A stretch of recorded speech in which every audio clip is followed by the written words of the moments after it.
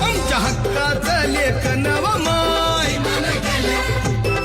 मग कुणी नाही केलं भलं व माय अग दिल्लीचं दालन फुलं व माय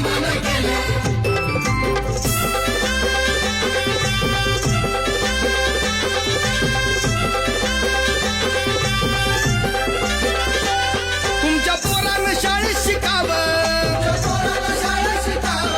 आशाला जारीला मुकावं